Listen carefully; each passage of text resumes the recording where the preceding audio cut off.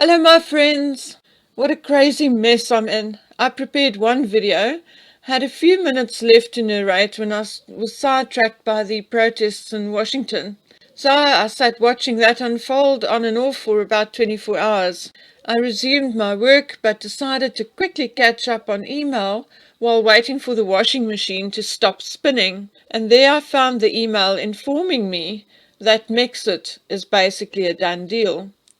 So I went back and did a quick community post. But before I continue on this track, I just want to tell all my American friends, subscribers, that my heart goes out to all of you and that I have you in my thoughts, and my sincere condolences goes to the families who lost loved ones during the protest.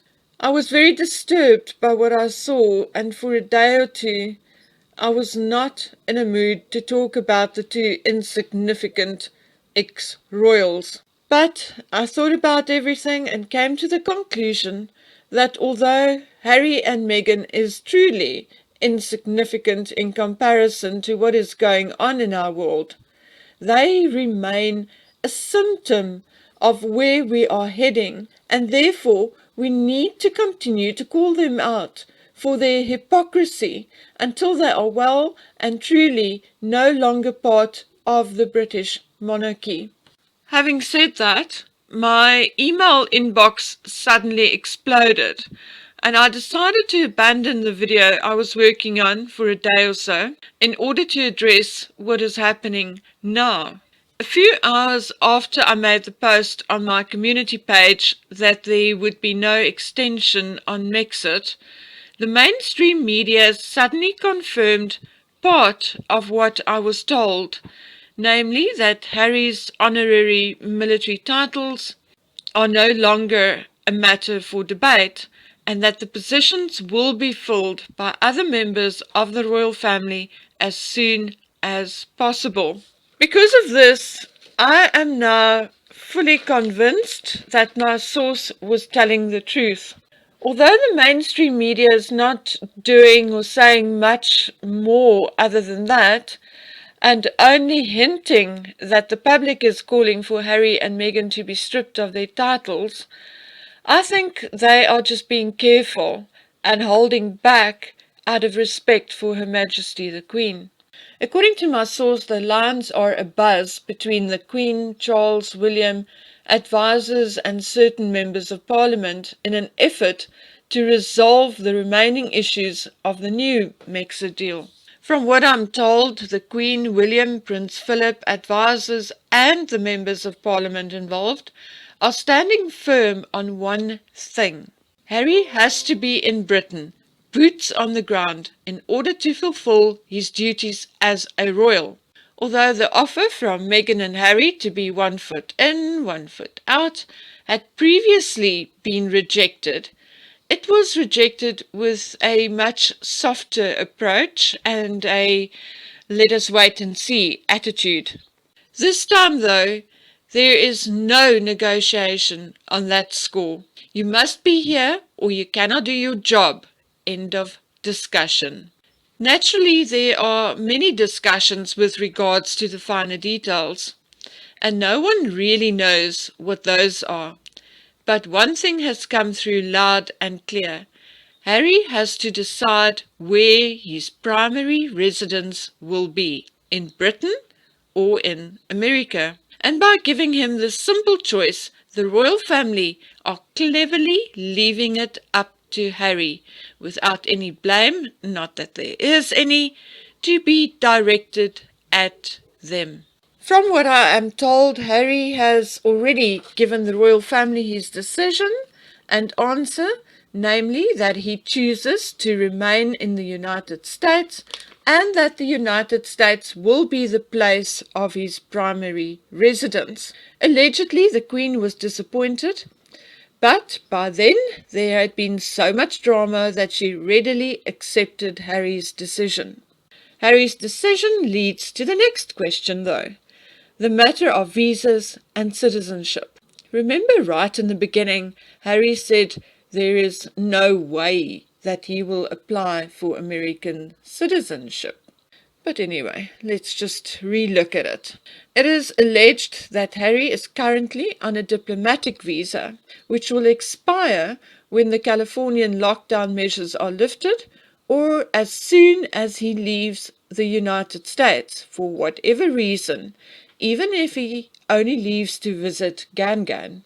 But even if that was not true, but I believe it is, but even if it wasn't, and Harry was on a work visa, a student visa, a tourist visa, it doesn't really matter, it cannot continue indefinitely. And as the Queen has now prohibited a back and forth scenario, it is inevitable that Harry will have to make certain decisions with regards to his citizenship eventually, particularly if he wishes to work, earn money in his private capacity. And I also think that the reason why the Queen has now prohibited this back and forth is because she is sick and tired of Harry and Meghan earning on the back of the royal family and all the royal connection. And she does not wish Harry and Meghan just to pop over to Britain to attend one of the bigger ceremonies like the Queen's birthday or Prince Philip's 100th, because I think, and we will all agree with the Queen if that is how she feels, that they will once again just use this as a photo op, and I think the Queen wants to prevent that. Anyway, moving on. As we all know by now, should Harry decide to apply for a green card or citizenship, he will have to renounce all his titles, as according to the law in the United States, there is no such thing as an American duke or prince. I was told that although it's not common knowledge yet that Harry had made his decision and that the bulk of the arguments now concerns his severance package.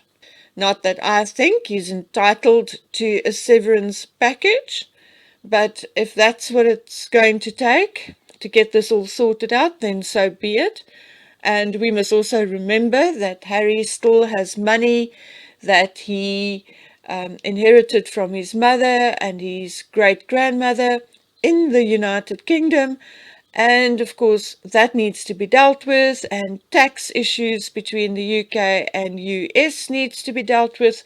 So I do believe, and I'm absolutely sure, that there are lots of nitty-gritty minor details that needs to be sorted out by experts. Anyway, moving on. It is also said that Prince Charles is the biggest fly in the ointment as far as the negotiations are concerned, as he had long since advocated for trimming down the monarchy, something the Queen had resisted until now.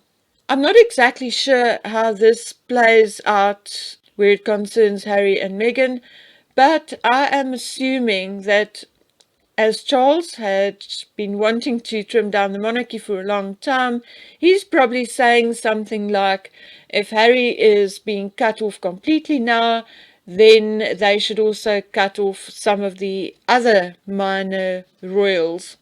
I'm assuming that's what my source meant by this, I'm not sure. Anyway, but back to Harry and what we know about him. Personally, I shall not be surprised should he decide to renounce his titles, as Harry had on at least 3 occasions that I know about publicly stated that he is not keen on being a royal.